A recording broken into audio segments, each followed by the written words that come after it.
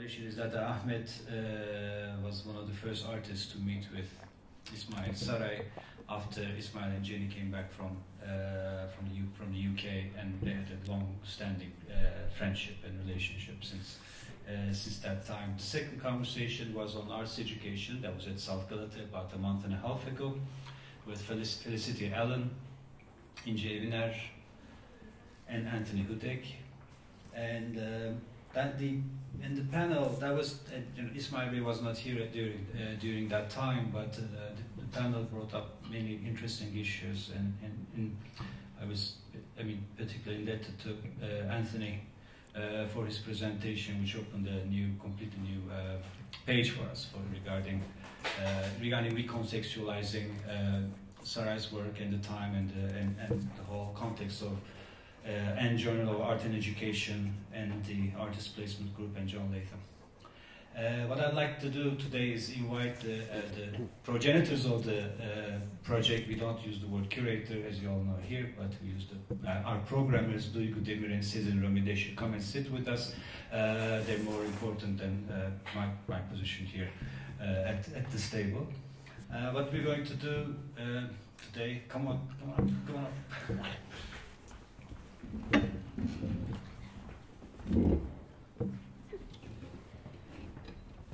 And we just had an article that came out, last month? Yeah. In Art Margins magazine on a particular work of İsmail Bey. I hope you have a chance to, you get a chance to read it. So what we're going to do is we're going to hopefully start with Antony posing some questions, and we're going to take it from there. And this talk has been supported by the British Council Istanbul. Thank you. Yeah. I don't even need it. Hello. We had a few conversations with Jenny and Ismail in London to prepare for this talk, and I have to say it was wonderfully circular in a way. There was so much to say, and we tried to arrive at various structures, and in a way I think happily failed. So I don't have actual questions so much as areas of interrogation. And the first one is the obvious one, and it takes off from the last conversation, which is education. And I think it would be quite important to hear from Ismail again, and I'm sorry if this is something that's very familiar to you, but it's very interesting to me how from the word go, from this degree show at the RCA, and onto his own pedagogical activities, education remains the site really of production, and I think we say this too easily, production of knowledge. It doesn't really make much sense, but we sense that something is happening in the creative educational act, and where those two really collapse. And so this is almost a semi-biographical question, but it's also one of essential, fundamental line that crosses all your work, which would be basically, how do you occupy the site of education, both of yourself and of others? I look at it, I think, is the way the artist works in general is they collect data. In a simplest sense, is let's say, when we are training ourselves, that we look at the subject, let's say, and then look at the piece of empty paper, and we try to carry that, what we see on the paper. That particular data collection is so important. And this traditional approach, of course, over the years changed quite a lot. Data collection at the end became a kind of a source to so complicated changes. Let's say, look at the scenery, let's say if we are looking at the nature, and that particular nature keep moving, how we can collect that changing data. In the sky, clouds are moving, trees are moving, birds flying, and when we freeze them and put them on a paper, we can put it anywhere we want because we saw it there, and then I can put it on the different corner of the paper.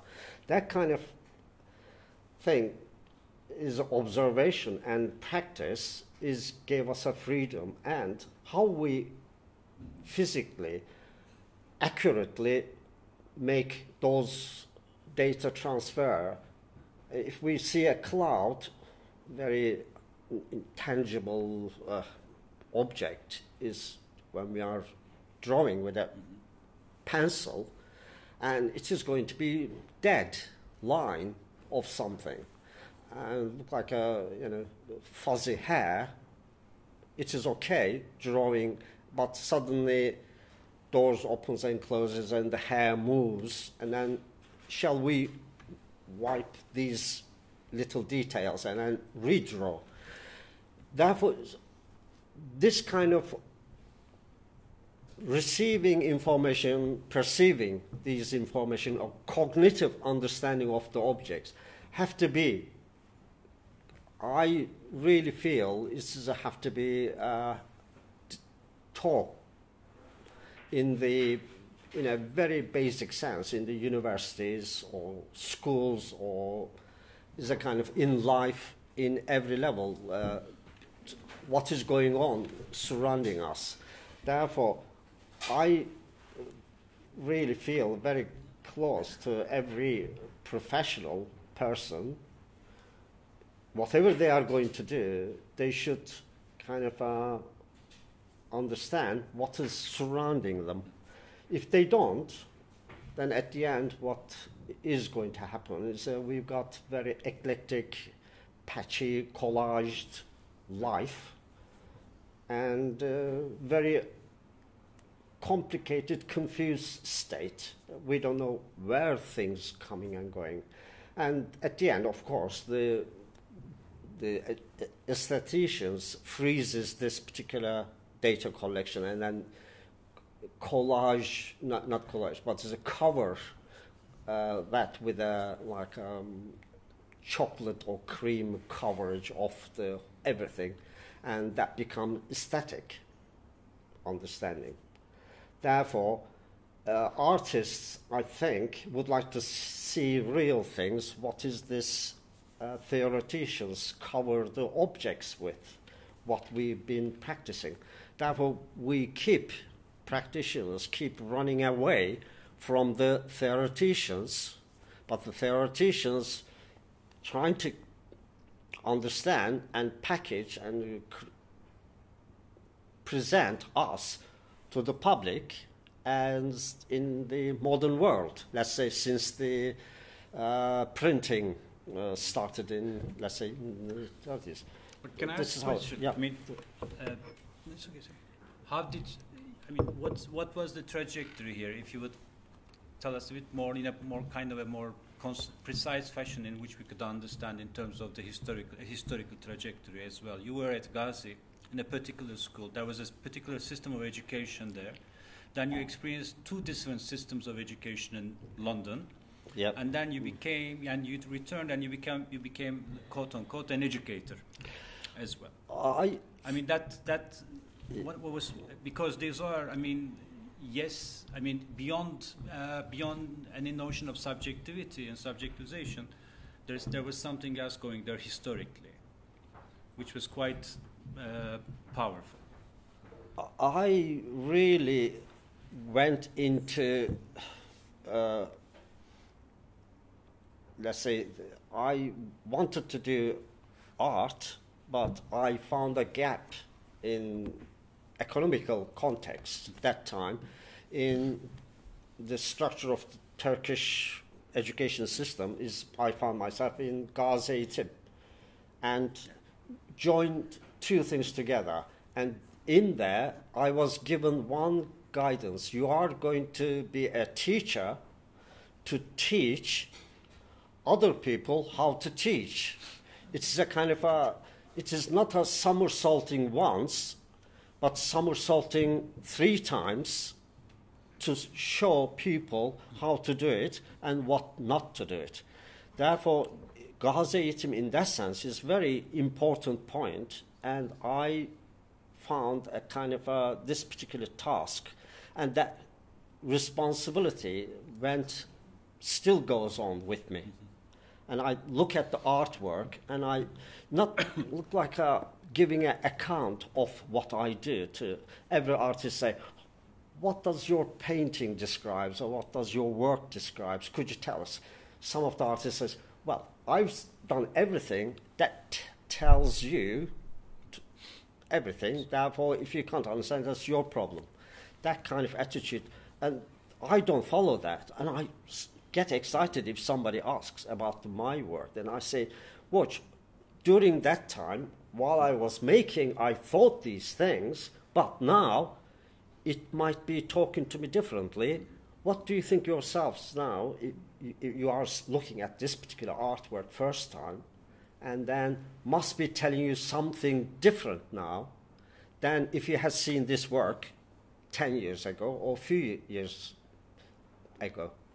And therefore, I look at the educational thing in that sense so important in terms of the understanding of the world, data collection, bringing these elements, and artists' responsibility in life also. It is not kind of we are not living in a cage, gilded cage, which some artists would like to live happily on that commissioned. Some of the Renaissance artists, of course, they hit their wings against the cage. It hurts them, you know. It is very suffering they cause to themselves. Some to get their intention wasn't getting out of the cage, but they are happy to produce goods or the things he wanted or the other people. But education in that sense, and I feel, is a core. And I'm not quite sure what today's education in Europe, art education, and today's art education in Turkey will bring to us. And I very much would like to see these issues coming up to surface. The responsibilities of the new generation of lecturers, teachers, and I think what they are able to contribute to the world, I think, in terms of what we see in outside world, how that transfers into artwork. Maybe to follow on from that, I mean, in a way, what's interesting with your work is this, the reversal of the paradigm. So it speaks to you about yourself, as you seem to have described just now. And I think that applies at the institutional level. It seems that it is very telling that we are now looking at your work as such, as work. I mean, of course, that hasn't just happened now, but the fact that SALT and the work of the archive and the research element of this has come out now is really, I think, quite telling. It is a symptom. And so I think that's maybe something to bear in mind, or think maybe reflect with you on this mirroring between, say, the 1960s and 70s, at least in the UK, where institutions were really reinventing themselves. I mean, art schools had to reinvent the modalities of being. Yeah. Institutions that showed art became laboratories. I mean, we had the arts labs. There's a whole number of, in a way, epistemological changes that were reflected not only in the institution themselves, but the art was demanding it. In the same way, your art now, I think, very much demands these new responses. And it's interesting to me, and that's maybe something that we could hear more about how the institution itself needs to respond to your work. It cannot be a simple act of display, nor can it be a simple act of transmission of knowledge, but it has to be what the art is actually teaching the institution. I can see your interpretation is very exciting. How one sees in how I see myself in the art world. But what I do still needs to be understood through the other people. And I learn quite a lot from yourselves, what you see here, because that is what I don't know, I don't see, you know, what you see here, and effect on you. And we look at the glass from this side and what I see. And I'm trying to, therefore, we can't communicate if we don't participate in discussions, talks. And sadly, educational structures saying, this is how it is, this is what we have to do, let's do it. and then people, if they don't do it, they don't pass the lessons or marks, and we are going to have a tough time on that. And at the end, new generation of people, I think, is now start to see what is missing in the art education, and probably that is what we have to just throw everything into the air. But that is what I think maybe this particular archiving process brought certain aspects into the everyone's view. Probably. Maybe the again system can answer to that a little bit. Yeah. And to Anthony. Maybe I'll just do this so we can pass it along easier. It was a challenge, and yeah, it is a learning experience from the point of view of the institution, how to present the work of an artist in this manner.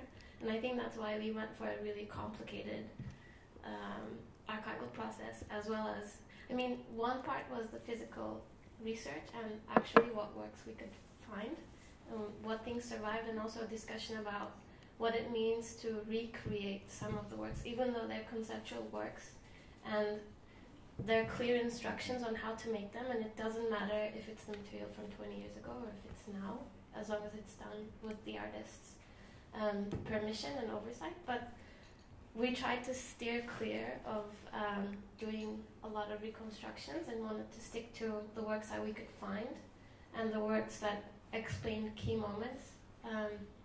And we realized just showing the works was not enough. I think that was a big, and that's why it became more of an archival project than a display of artworks. Maybe Sizin can say more about the archival process side. The archive, when we started to work with the archive, first we needed to know the artist's life. We had no information about his life, his works, and to be able to arrange the archive, we had to create his biography first. And you know, on the other hand, the artworks, most of them are not remain anymore. And in the project, the archive and artworks, and also the memory, all of these three, these became a supplementary part of each other. Maybe we can ask you what you thought of the way that we I mean, you were part of it. You were part of the preparation period. But how did you find? Because you're talking about the reading of a work switching as it goes, as time passes by, and the way that we presented your work was quite contextualized, depended on your biography, but it also expanded onto the education system in Turkey in the 70s, what was happening politically as you reached closer to the 80s, and what pushed you to go back to London. So all of these things became started surrounding the work. So I think in our presentation it was hard to read the work just on its own, but it was enmeshed with all of these other stories that came through the political and the historical and also your biographical. So it was a completely different presentation than perhaps how you intended the works in the first place. So I'm really curious what you thought. Well, I think so one's life is like I'm not going to say it's a kind of a one sheet of paper and chopped at the beginning and then collaged together later on. But I think where one is coming from is education-wise and growing up in one community and becoming a professional animal, going to the university and studying certain things and breaking one's life. Education breaks life as well. People travel place to place to find a suitable different kind of institutions. And when I started back teaching again in Samsun, and that life broken, and I wasn't my wife working in Istanbul, I was in Samsun, that kind of another experience, how we would like to bring things together to make more impact. It doesn't work. And then later on, that life is broken again. I had no other choice, leave Turkey, and because of the conditions then. Again, these fragmented positions, every work of art I produced, or every thing I've done during that time, appear to be not related. But when yourselves is looked at all the documents, and clearly, I think it's a so wonderful dynamic group of people who were participating, collating these informations surrounding me, and they knew every detail. That is so exciting. They said, no, it is that date, that time, and everything was, oh, those people. And I wasn't in life in an examination, but yourselves has collated that information factually, put in front of me, and I find out this is very important. As soon as the idea put forward by yourselves again, with Ahmet, I think, is how everything is going to make more sense if we put everything chronologically. That pulled like a beads, maybe, but made a sense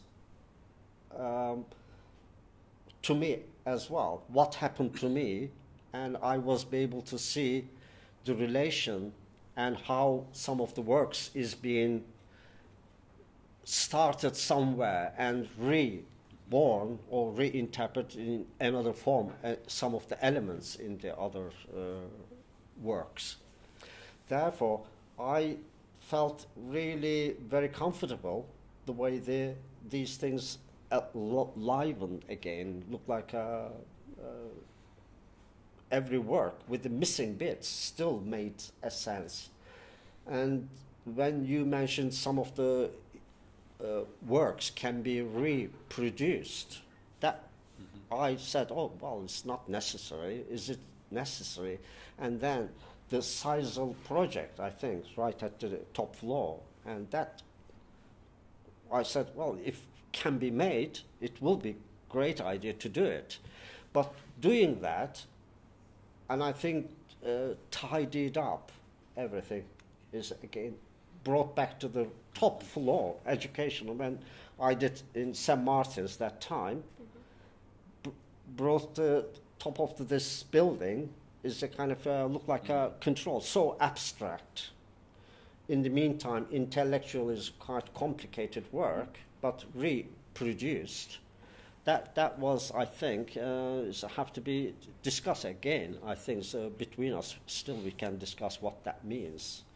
Therefore, we were working in that kind of a collective process, which we presented to the other people, the visitors, in a way, these documentation.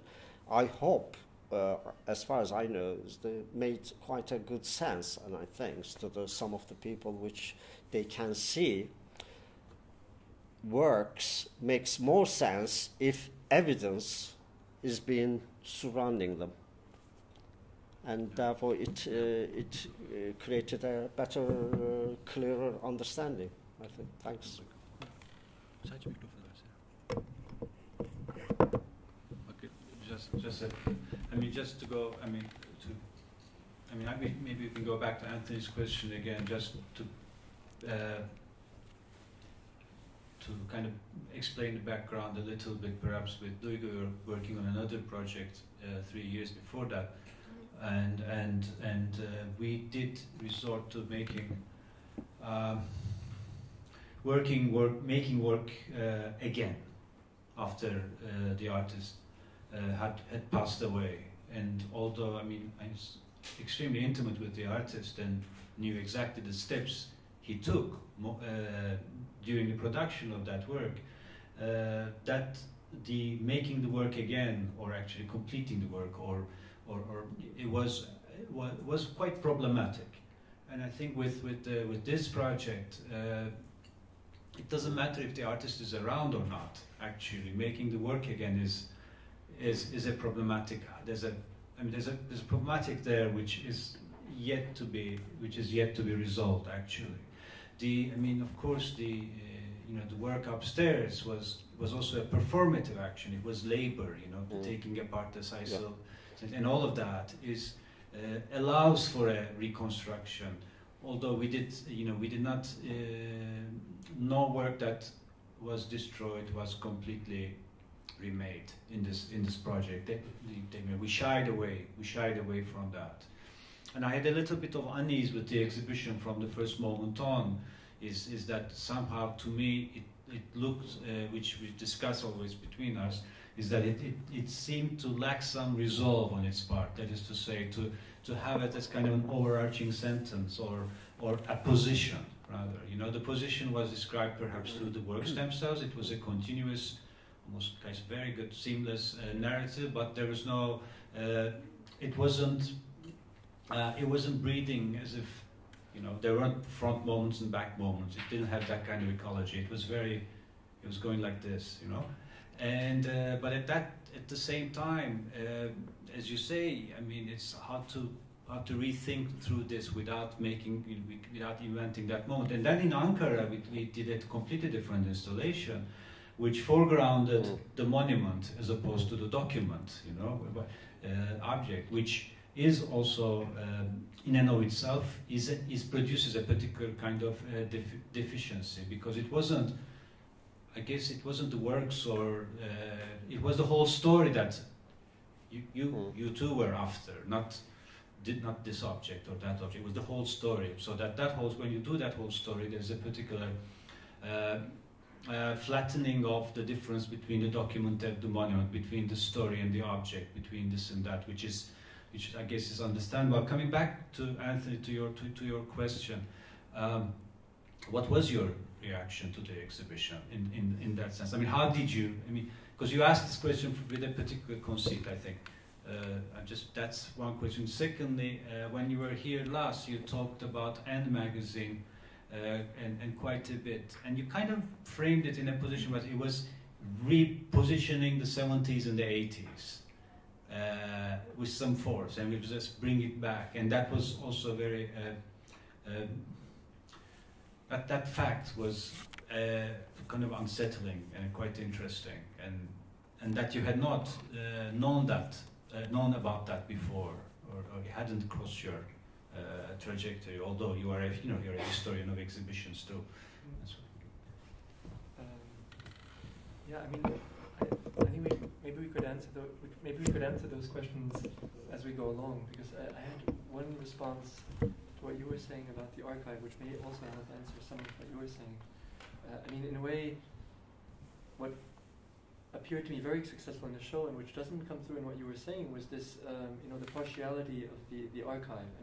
What I find quite interesting is this, again, these mirror games between the institution and the archive that institutes it, in a way. An institution depends on an archive, and here this amazing archive. The bank has its own vaults that, in a way, it can sit on ideologically and historically, and in a way, this failed to me quite spectacularly in a very exciting way. That is, it was almost an exhibition trying to produce an archive, or visualize or illustrate an archive on which a future story or a story can sit, in a way. And the sitting was quite wobbly, and that was what to me was very exciting. Not that it would say simply, we need more stories or we need a better archive, but that in a way, you're looking at a counter-archival project in the first part. And so if the artist was able, as you mentioned...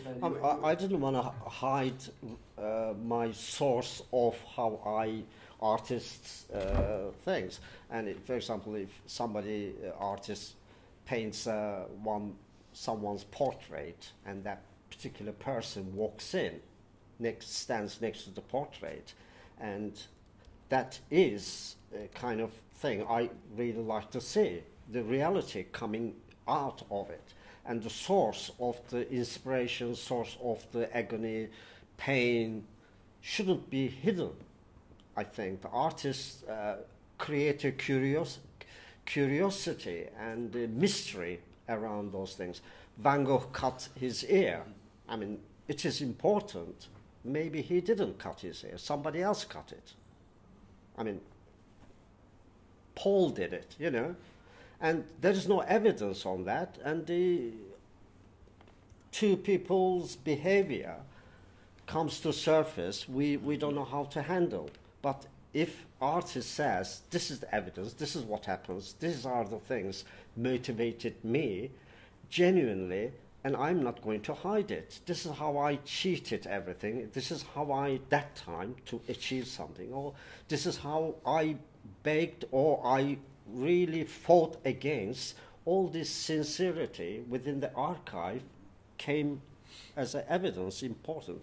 And I'm glad these things is being pulled in. People here working like an army, you know, telephoning, getting more information from different places. And they say, we discovered this, have you seen this information? And I said, no, that's, oh, great. It can be included if they really think it just fits to the overall thing. Therefore, I had nothing there to say, no, please don't put, it is going to ruin all my life, all my understanding, or this concept of making art is going to be distorted now. Everyone is going to misunderstand me. I didn't have that kind of problems. I didn't have a pressure on the collector's concept either. I didn't have any artwork sold except in life, except one, bought by the state. And that kind of thing, I wasn't manipulated from the different kind of life either. People, they says, oh, no, please don't tell these stories relating to the artwork. It hangs in their living room, you know, or stands somewhere. The works, and I think coming to, with that kind of evidence surrounding that, is that only one thing stands out in my mind is that one Kurdish woman is being going with her all traditional clothing, so like a village woman, by the two Turkish soldiers taking them. Men didn't know what to do with the woman. Should they handcuff? They were quite a little bit. I saw that photograph, a tiny photograph, so I think it is inspirational. I said to myself, you know, it is interesting. These are young, maybe grandchildren of this woman, taking her, for whatever the reasons, into oblivion, into the world. That kind of evidence, lots of people might have hid. And I separated that soldier from that, put it into the society. And that particular soldier's plain, straightforward, any of us could have been that soldier. In the real world, what is the position of this evidence in the art, and how this evidence can be presented in the archive? It is very important. And you did it. I mean, you put it there, and I saw it. I am really pleased, because lots of people just don't show my source. They can really harass the archivists in that sense and give a pain. But I was glad these things is being pulled out. And then new generation of people can feel free to disclose anything they know without hiding. That kind of energy is that I was able to see in the archive. That is what I learned, what that displays had downstairs. Therefore, it is quite a positive approach, I think. And I know so the way you raise the issues is that duality of the returning semi-exhibition and helping the archive helping the exhibition is a kind of enhancing each other's. And I think I see that is an installation. That's good to see it, that kind of thing happening. Yeah. it gets very suspiciously close to fiction. No, I mean, it sounds like, in a way, you're pleased because you've transformed the archivist, the soldier of objectivity, into an artist. In a way, I mean, there's this possibility of interpreting what wasn't there, which automatically makes it a form of almost. I mean, you could almost compare it to the mysticist in kind of religious terms. It's really reading so much between the lines that you're creating these very impressive, solid, really institutionally worthy fictions, which I think, in a way, could only please you, and I think justly so. It pleased me as a spectator. I was really excited by this idea that an archive doesn't need the truth to be truthful. I mean, it actually can create it as it's going along in this collection of data, the data collection that you mentioned, and that I have to say I hadn't seen. It wasn't referring to something like the tree that you described. It was actually capturing the wind, or those images that you showed. But there's one thing that struck a discordant note, and that's the magazine, because it seemed that the magazine itself was doing that. It was a kind of politicized contemporary archiving process of trying to collect non-political views on really extremely urgent political debates on education, on access to culture, on I mean, there's especially some really exciting moments on transnational exchange, all of these things that would grow in importance. In the 80s, you were touching these raw nerves of the Thatcherist moment. And so that's where I think the magazine almost opposed the archival impulse. It was saying that we were an archive, and that you can't touch anymore. I think it is. I'm happy raising the issues of magazine. Is the magazine came out of agony? Is looking at it. Everybody here, let's say some people, I feel would like to have some water. If I see people might be really would like to have some water, nothing coming from them, and then if nothing goes from us to offer them a water, and that is stupidity. But if we make an attempt from there, from here, a dialogue will start, and then with the magazine, we did that coming from a kind of a 1980s Turkey, let's say, military coup, displacement, arriving into the Thatcher's world, right-wing, everything is being sold. Water is sold, electricity is sold, telephone is sold, steel is sold. Let's say, what else is left in the world? Is roads, transportations, and other things. Is post office sold, telecommunications sold. What is left is not being sold. The Thatcher sold these nationalized resources, and we said education was being fiddled around, and we said we can't sit there quiet. We have to do something about it, and so many artists there with the materials they had, lots of glass. Somebody had a bottle unopened. We thought, let's create a communication between those artists. We said, we can do that. If you open this, I've got a glass, somebody else got something else. We create a platform with the magazine in a shoestring, without advertisement, without grant and other things like that. It's I know it looks a little bit complicated, but that created a platform, and lots of people now, and I think if people look at that energy, is Turkey full of that energy. And I've seen last 3 years that energy, I mean, whatever is happening, but so many things happening, but we can't shape it, what to do with that energy. That is, I think, and as an outsider, I'm not there in a way to say, hey, looks like you ought to do this. And unless I start to live in Turkey and I make a decision to live in Turkey, then I will have words in it.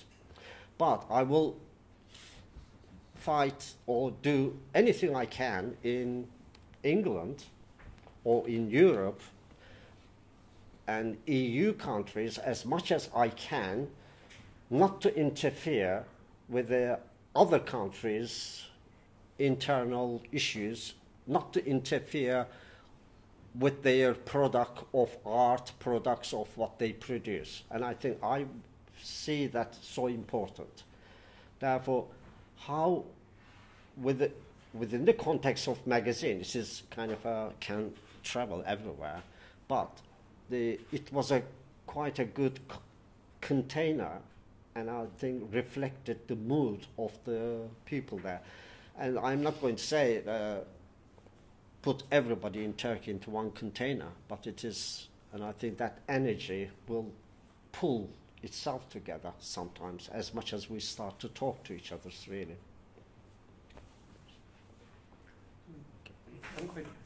You're right, Vasif. I was really first, I started out in a way with a problem in the research, which was around artist placement group. And artist placement group, APG, this association of artists in the UK, defied what we understood as political organization. They weren't members. They still failed to have a group that identified them. Yeah. There was a lot of strife. In fact, there was really dissent that brought them together. And that's something that I couldn't find a translation for in some kind of post, late 70s language. And I know that Barbara Stevigny, the founder of APG, or one of the founders, also has been struggling really since that time to find a kind of method, as you said, to capture that energy, or at least some of it. And I was really amazed, really, is the word, when I saw And magazine, because I saw then you understood, or you found, in a way, not so much a physical, of course, but also a political vehicle for some of the kind of the tenor of the debates, the violence that was being done to sort of collectivity, but also not responding with retrograde ideas of what it means to be together, or what it means to be a political group, or say the unions, or there's all these traditional methods. You were really inventing a new kind of network then, and I think the question now, and that's what the exhibition posed, is how to translate something that seems to demand no translation. This is the problem. In a way, And is its own archive. The exhibition is now creating an archive. And the term seems so urgently contemporary. That's the problem. So in a way, that's the question that I was left with. And it was fascinating in the last debate with Inchi.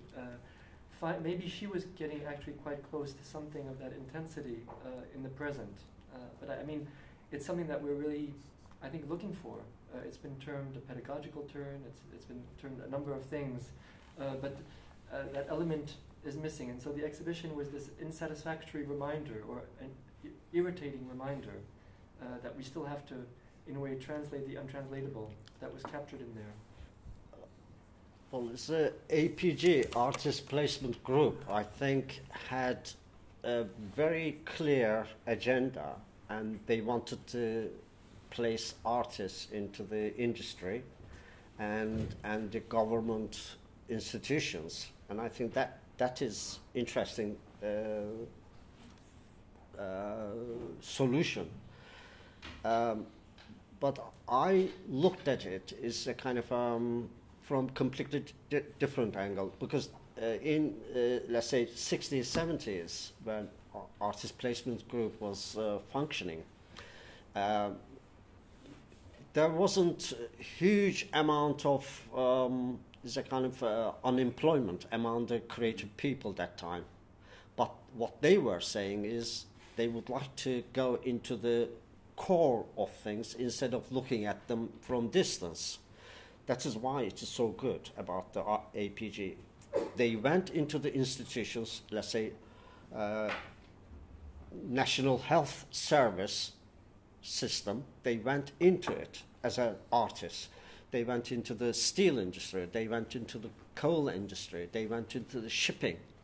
It is people travel with the cargoes from Japan to England, 6 months with a ship, and live like a sailors and engineers within the ship.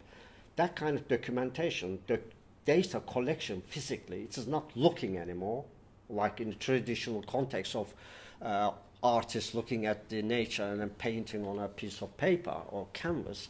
But these artists went and lived and collected that data by living in it.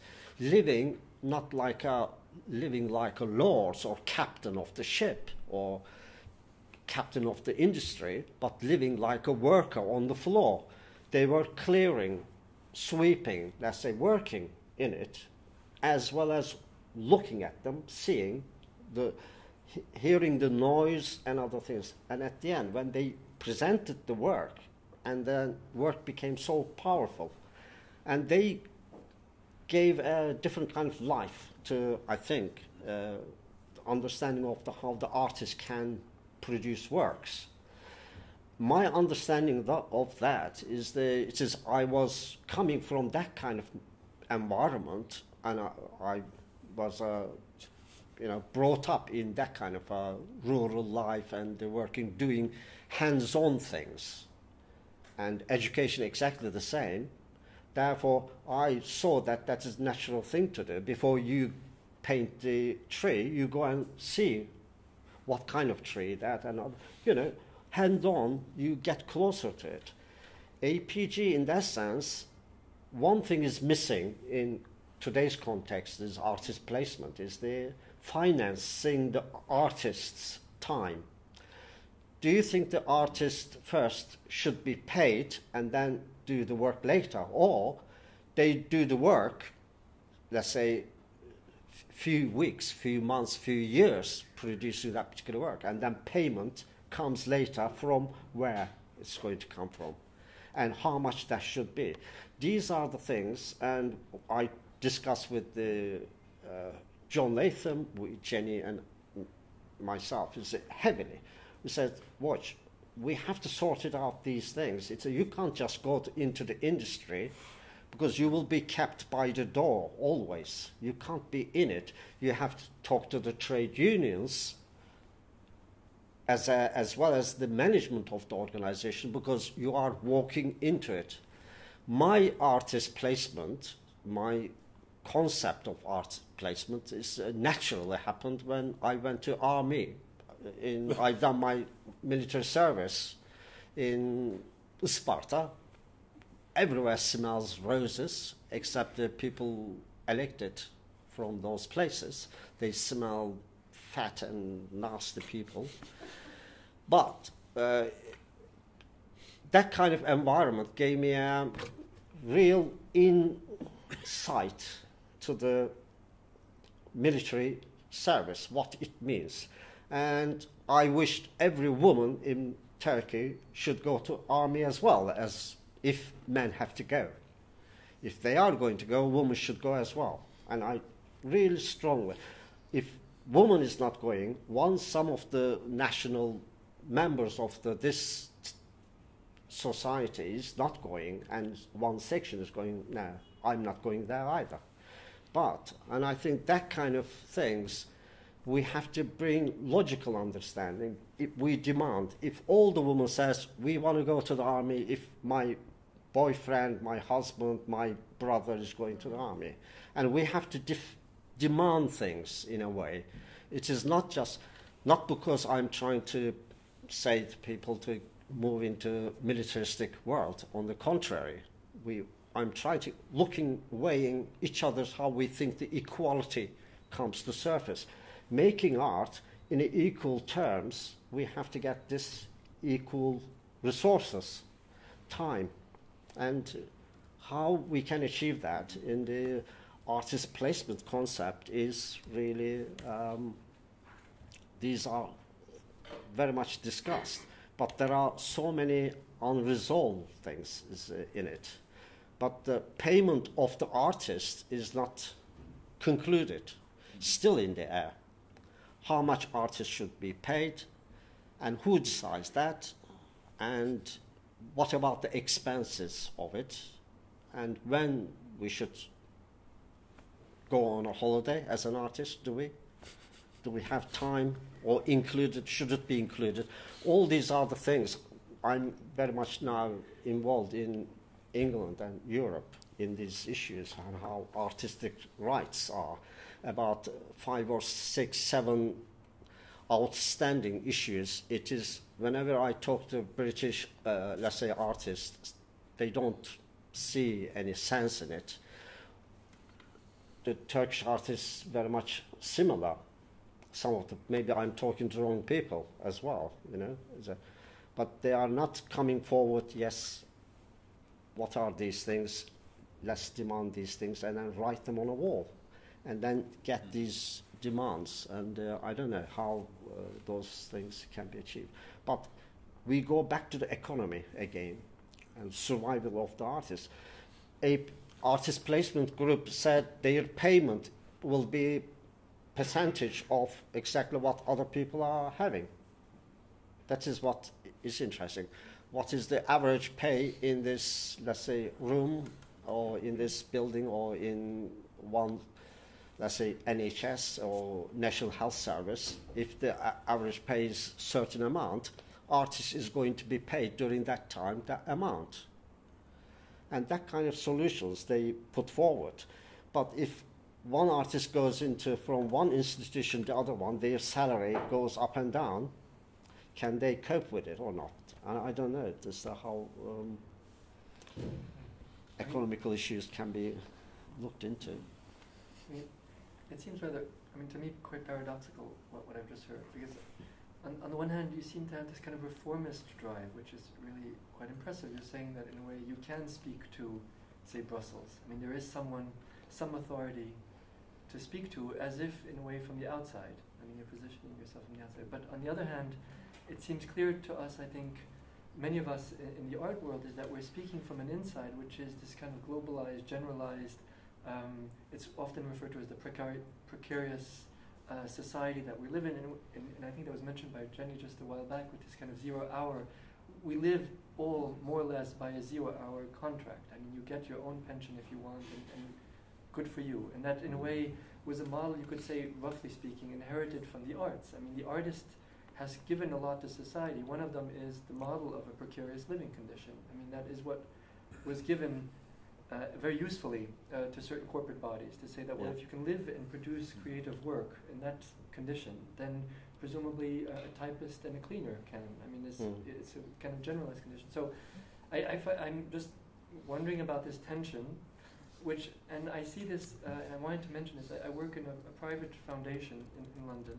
And in fact, the architecture reminds me, I mean, in a very modest scale, has some, reference to this, the building we're in here, this magnificence of a kind of, found structure that's then turned over to the creative means or the research of this creative means. And I'm just interested in that it's the foundation, it's the private means, I think, unless I'm generalizing, so I want to be a bit contentious, but thinking about, in this paradoxical inside and outside, maybe the middle ground is where we're speaking now, which is this kind of hybrid construct that actually answers a lot to societal needs. But I'm wondering now, how valid is this position from which we speak? Because in a way, the artist John Latham, in his precarious life in South London, has become a generalized, glamorous ambition for a lot of artists. Yeah. And what's stopping that? And this is maybe one step too far. What's stopping that is the archive. The archive is what might give a home, in a way, to the artist. Flattime House, where John Latham lived in South London, is now an archive primarily, and it allows for some kind of survivability of a certain ideal. So I'm just troubled, I think, by this idea that you have someone to go to, when in fact you yourself may be the influence or the inspiration for a lot of the fluidity of the economies that we live in. Well, I think it's that time's moving. That is why I feel the solutions can be always changeable. And if I'm in the APG context, if I'm among the people who are eating, having bread dipping into water, that kind of environment, artist is there. And artists, if other people having tea and cake, artists should be there as well. Which artists is in a sliding scale, collecting data and presenting to the general everybody, and then how this data at the end brings the society flow among each others. And I think it has that kind of function. That is how I see it. APG, Artist Placement Group, makes the world much natural. Doesn't matter, we can be really under very tough conditions as well as comfortable conditions. Therefore, archival thing, if it freezes, we don't recultivate. Look like a handful of wheat, we can freeze that and put it somewhere. It's not going to be cultivated again, different soil, and grows better maybe than before. Then we have to try the ideas like that. I'm not saying I'm inventor of anything, really. I'm receiving things and maybe putting things in a different way and trying if it fits or if it works in a different soil, which this particular understanding of my interpretation of some of the ideas I had throughout the educational structures in the different places. And I came up with different elements which is quite unique, exciting. Therefore, I liked it, I enjoyed it, because the things I've done in the tough times of Turkey, let's say, it is not easy times, and I'm not saying enjoying, but I'm seeing something which never can be done before, because it is being done. Because otherwise we become like a normal, it's an opposing artist, not analyzing artists, opposing artists. And I think we should be looking at kind of bringing new, searching new ideas, bringing new solutions in that sense. And probably we are going to go and look for more ideas. That is why I would like to see from Turkish side of the, maybe not Turkish side, Anatolian side of the world, the people who are producing works, seeing each other's. And I think, and I would like to see people producing works in every part of Anatolia exchanging these works, instead of just putting our heads into the same bucket of water.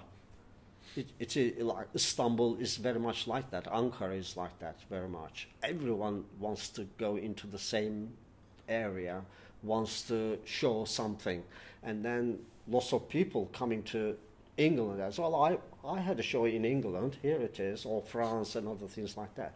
Issue is not that, but people, they haven't seen it anywhere else in the rest of the Anatolia.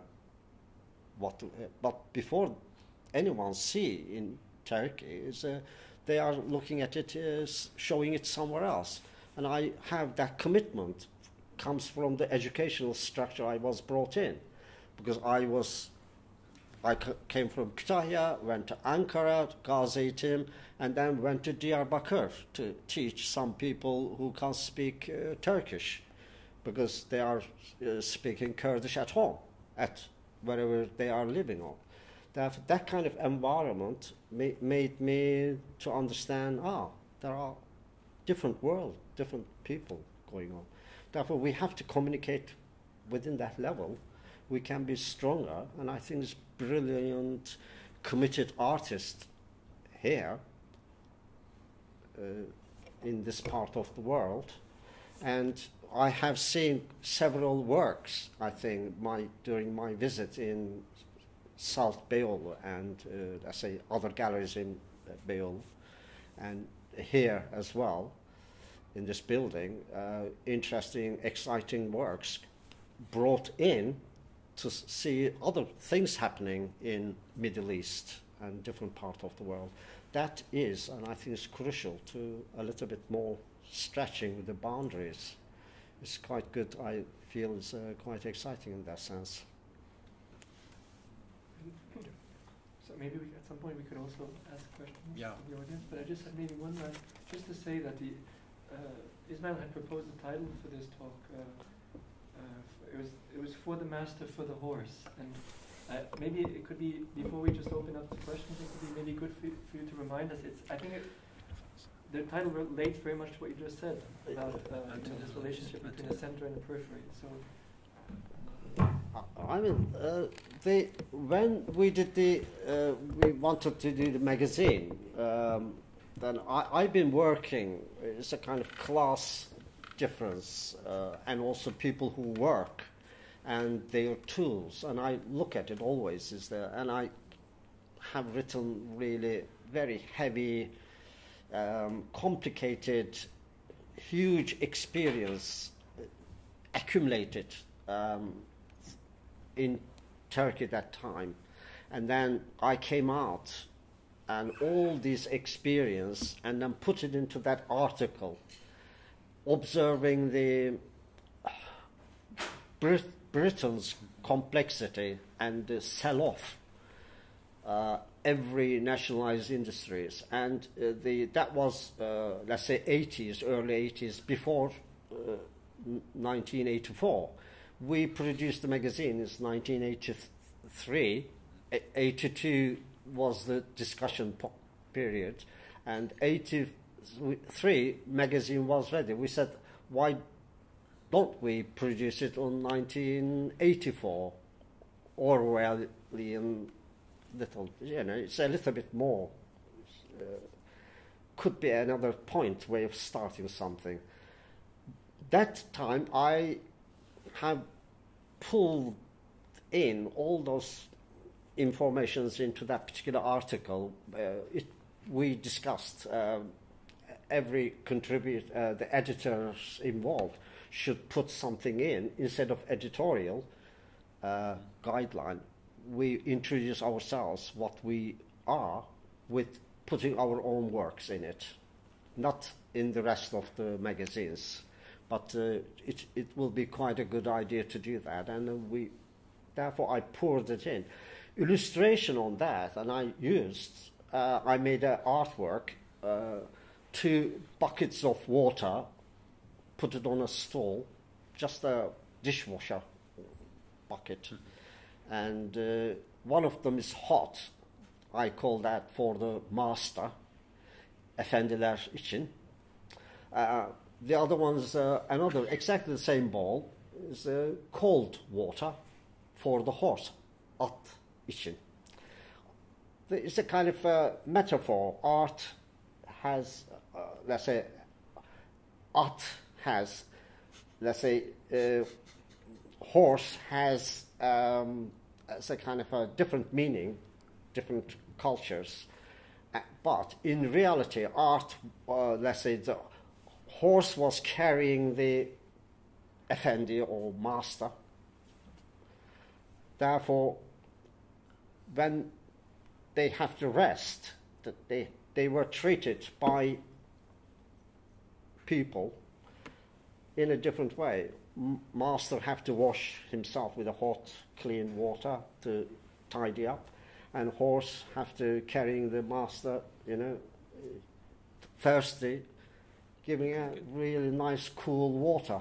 That kind of metaphor I use. Therefore, it is a very basic way of looking at it. Is somehow it could kind of blend somehow is maybe the Eastern Sufi thinking to the Western world dialogue. Because in England, is horses are always is the top of everything. Is in a way, even the Queen goes to the horse races and bet with her own money. That kind of thing. So she rides a horse sideways, by the way, and that kind of environment. Therefore, I thought it is important to mention those things in that particular work. It is quite interesting illustration. It has not been exhibited, but it has been used to illustrate that particular work, illustrate what I have written that time in the first issue. Sorunuz var mı? Any questions? What you would like to? I have one for Anthony. Can I maybe? Can you hold it to the microphone?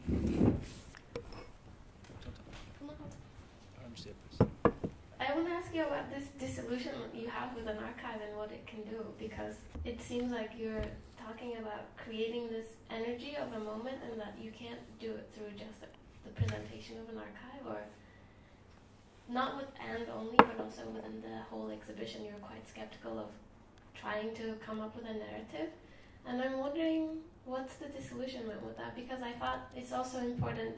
Yes, it is half fiction and half truth, and I think you can say that about almost anything. But I also thought about that exhibition as kind of returning a figure back into a history that it was pushed out of, and I'm wondering why you think that's not as important as recreating the energy of a moment. Like also with the Joan Latham example you gave, you thought about that as kind of creating this figure, but also pacifying that figure through presenting it as an institutional archive. I'm wondering if you have a solution or if you have a better idea of how to do it, and why do you think that is a failed attempt? I meant it in a very positive way, I have to say. I mean, to me, a very successful archival show, I mean, there are possibilities. I mean, I could think of so many great archival exhibitions. I mean, I remember a Courbet show not too long ago. I mean, where, some of you have his notes that precede paintings, and, a lot of makes sense, but it makes sense in this kind of traditional research-driven way, which is, you have the object and you seek to evidence it through paratexts, what surrounds it. When all you have is paratexts, as in the case here, I mean, you only have supporting material. Exactly in this case of the illustration, I mean, the work of art existed only for that, in a way. It was an image. But it can't really come to life, since, in a way, it has for the first issue. I'm just thinking that there's a limit to what the archive can do, which is very helpful, I think, to the archive itself. And I think it's what happens in a way to that archive. So that's why the two modalities, if you want me to simplify, but you'd have the exhibitionary time, which is, those 5 weeks or 8 weeks, and the traveling potential of exhibitions, and then you have the archival time, which is this infinity of posterity and posthumousness. I mean, it really has to survive the person in order to really become the overarching message that you described. So when these two come together, it's usually unfortunately, and I think here all the more since the living pivot was very much there, in fact validating it. I think your validation was even more troubling, could have been more troubling than your refusal, because you were saying that, why not, in a way, to things. You were actually saying, that's a good idea, or, I hadn't thought of that, or, in a way, those are non-archival responses, as opposed to, that couldn't have happened, and that's a wrong interpretation of fact. So, I think within that, the problematic encounter of those two modalities, you have a very exciting moment when you have to think of a new time space for that material. And it's neither the exhibition, which demands these prosthetic devices of recreations, nor is it the simple putting into the Tate in London, for example, and making it available for everyone, for the nation, forever. So between those two sits, what I'm seeing is quite exciting but very problematic is the institution like SALT, which is this amazing space of research. It's research-driven, it's of course art-driven, but it blurs, as you mentioned, if the curator word is banned, you're left with, we're all producers of some kind of stories. And so that's where these stories are allowed to live for the moment. And those are very precarious. Again, I find in a way these institutions depend on forces that are economic, that are political, and we're rarely protected, I sense, at least this is the case in London, from what might happen to this material. So at Flatime House, for example, it's a perpetually unstable archive, which immediately makes it not an archive, because it doesn't have any overarching system to which to rely. So it's this, the paradoxical nature, I guess, of these spaces that I think came across in the show, and I was very excited. It felt really, historically, I have to say, flimsy, and it felt like the horse bucket, it was, or it was somewhere between the two buckets. It didn't know if it was a master narrative or if it was a marginal narrative of someone that needs to go into the master narrative of history. It sat somewhere between the two, and I have to say that the first impression is, okay, then what? Which I was happy for, but I don't know if that was shared by people seeing that. It could not be considered definitive. I have one difficulty about archiving is let's say I bought 3 different color of tubes of paint, oil paint. They are all different prices. Do you think that is important to include these cost of the paint, which amount of I use in the paint? Because one of them £1,000 paint, the other one 50 pence paint. This is artists economically, they can't cope with it with certain things. Gold leaf painting everywhere, gold leaf, and there are some artists do that, you know, make it the work attractive and goes acceptable. Archive is some of the at the background information. Some of them is it is not mentioned at all, and what kind of room heating arrangement the artist had, freezing cold working environment or very comfortable hot environment. And these are the things archives miss sometimes. They might give hint, but how deep we should go into those things, because sometimes these are hidden elements.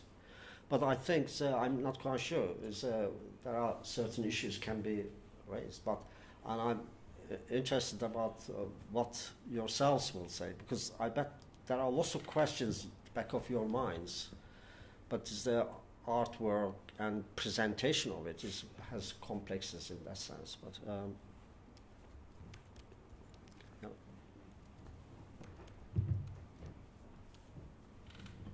I want to go back to the artist placement group and the practice of going into other professions and spending time there, 6 months in a ship working, artists working as. This reminded me of the more kind of 70s leftist activist practice of actually joining the proletariat or joining and being art with them. So, and in a way, throughout the 80s and 90s, there's this thing called Mahalleden Meydana. There's this retreat of the left from going into the neighborhoods, going into the factories, into just Taksim Square for May 1st, right? So it became just a spectacular activity rather than a really organizing activity. So in a way, that practice of this sort of artistic practice of placing, or is this an artistic practice? I'm not so sure, so that's a question. Or is it an activist practice? Is a kind of a communist statement also against the mental manual labor division, right? It's breaking that.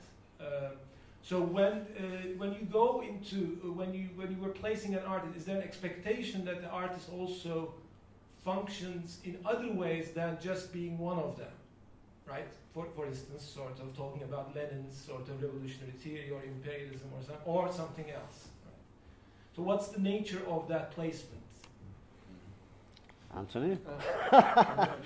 It's a hot issue. I can answer as an artist, but well, I don't know.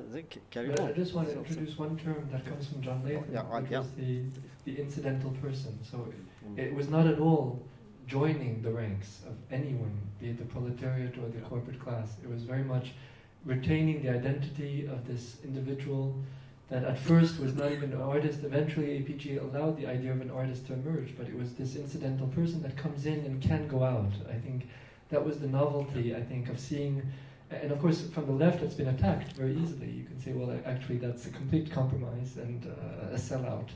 But APG was, I think, quite courageous in its early days to say that the artist has a right, actually, to trouble systems from both within and without. And I have to say that may be a very productive view on Ismail's work. Well, and I think it's one of the things is the freedom of artists and how they find the evidence and use that evidence in the form of aesthetic values. And I think that is why APG is there. But the 60s brought much earlier as well. The type of, let's say, look at the Dadaists and other things, is reactions, so many other historical elements in it. I don't want to go into that much back. But what the 60s had is disturbances within the movement, within the creative people, let's say, and also youth movement. And after the war, 60s heavily is the Americans' domination of Vietnam War, and is Red Scare issues and other things like that. There's a Cuban issues and other things going on. From those things, we thought, instead of somebody's telling us the on the papers and private papers, and artists has their views. They would like to go into the core of things. In England, military service is 60s disappeared as well, middle of 60s. That's another interesting point. Those people didn't go anymore. Men didn't go to the military service. They stayed out. They thought they can say no to military intervention to the other countries in that sense. Therefore, production of, if we say no, means, do you know anything about something? We don't know. We ought to go into those positions to collect information and produce things. Going into the steel industry, and one thing in the steel industry, and I think artists is quite aware of it wasn't just kind of a steel comes out. Steel is hot. Steel factories are hot places, and steel factories are huge, noisy places. But in the painting, you don't see those things. And artists at the end came up with these findings to give a feeling of those people who never had such an experience. Their parents comes home with the cold black faces, hands black and everything, and they go and wash and dress up nicely clean, white T-shirt and go to the pub. It's just that kind of environment. Therefore, how artists can participate, which side of the story they should, let's say, paint the, let's say, miner, black father coming home like that, or dressed up father with a white shirt and other things like that. They want to go into where the thing's happening to collect the information.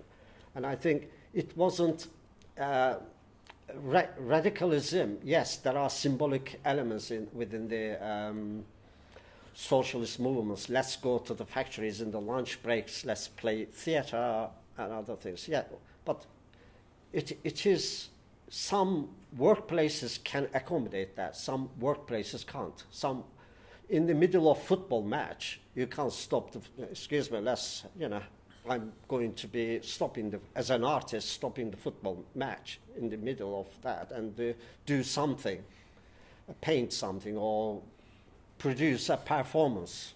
And therefore, every issues have to be looked at individual. That is what's so exciting about. And therefore, I keep that in mind, it's a kind of futuristic approach, was part of not to intervene other people's businesses by force, but arranging and some kind of drawing up some kind of new rules which artists can be employed freely. I think that was the main issue. I guess just to add to that, perhaps, there's a whole legacy and a history of artists being placed in different contexts in extraordinary times, such as war, like the work, at WPA, the States, the early Soviet experiments, and there's a lot of that, and in Turkey as well. It wasn't only the artists that were going to the countryside to paint the local colors, etc., but they were also going there to draw the factories and to photograph the new sugar factory, which was that would be built, and etc. There's a whole.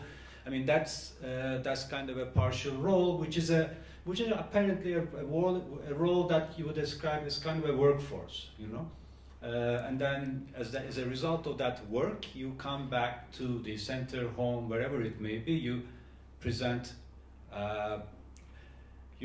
present your representations of sorts.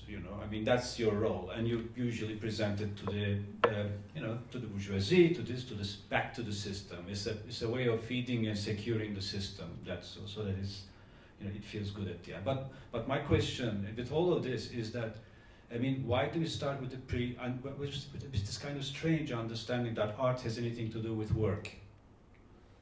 That it can somehow be kind of quantified as such, that was, yeah, that's it. Maybe what APG opened up, I think, because they were allowed and paid to do nothing. I mean, that was the, so they were allowed to quantify not doing. And I think that's what maybe differentiates these histories from, which it was inaugurating a new class of creative agent, which had only to be creative, but that creativity could take a non-form, which has always been derided. I mean, of course, we always, I mean, that the traditional trope of the, you know, the lazy creative, I don't know what, the non-productive agent of the artist was really confronted there by saying that actually you have to remunerate apparent not doing, and that doing had to take different forms. I mean, I just think it's quite interesting, APG, and it's really APG in relation to Ismail, because I think it's good to remember the history that one of the first placements was in the steel mill by Garth Evans, and that immediately focused on education. It was how to form these apprentices in welding steel, when within 3 years, and it was apparent already by the end of the 60s, that the steel industry was disappearing. So in a way, it's already this, you know, this ridiculous, futile task of traditional education applied to a disappearing material. There's a disappearing class. The working class in those terms was about to go and would have disappeared absolutely under Thatcher, you could say. And one of the final placements by Stuart Brisley was actually the creation of an archive. So in both cases, you understand this prescience of a group that was really trying to quantify and qualify the artist's work. And creating an archive, creating a memory, was seen by Stuart Brisley in the late 70s as really a creative act that deserved the qualifier of labor.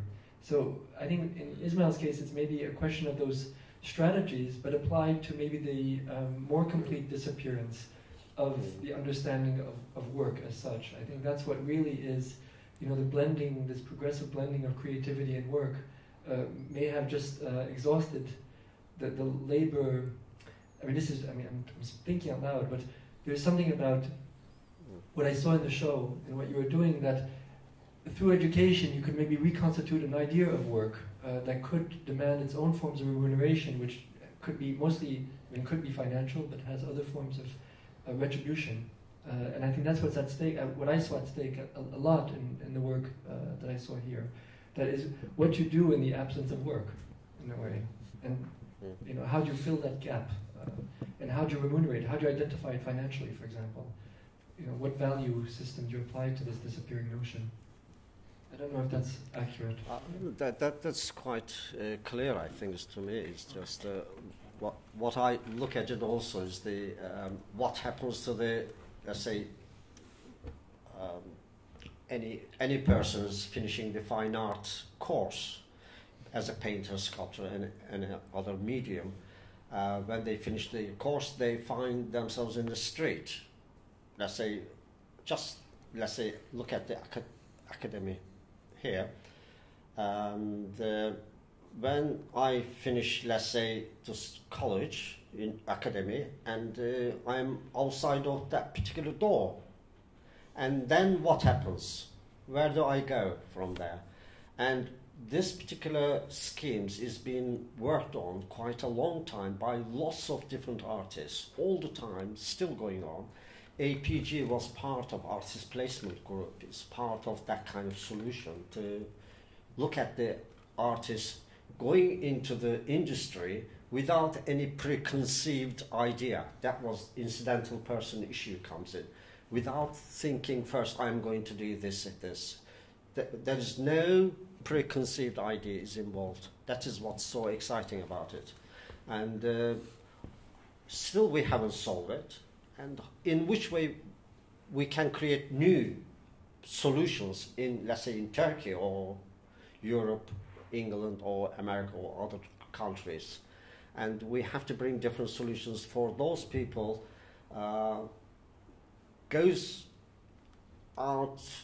Come out from the academies into real world. What is their function? Are they going to be just kind of survive, float, and disappear, or few of them can survive? And I think it is that have to be answered. And I feel, and personally, I have very clear, kind of better way of working under maybe certain circumstances, and rules.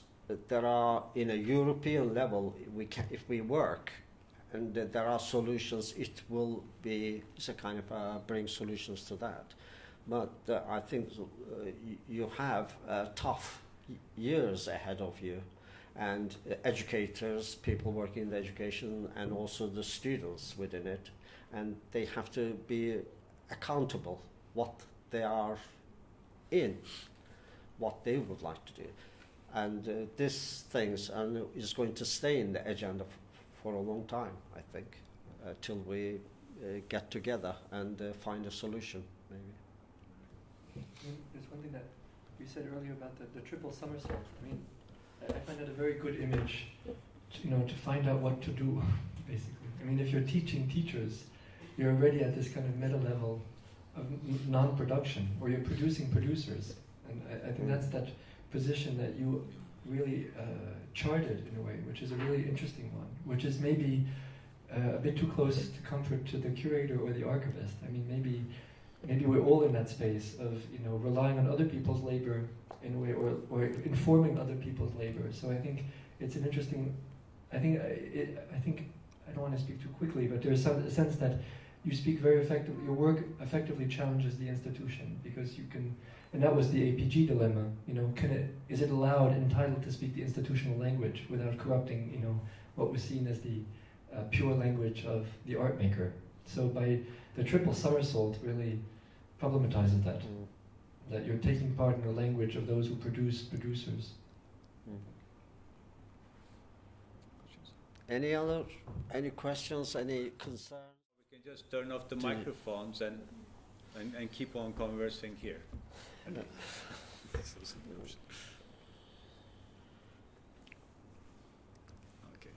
Well. Okay. Thank you all. Thank you, Ismail Bey. Thank you, Anthony. Thank you, Sizin. Thank you, Duygu. Thank you, listening us.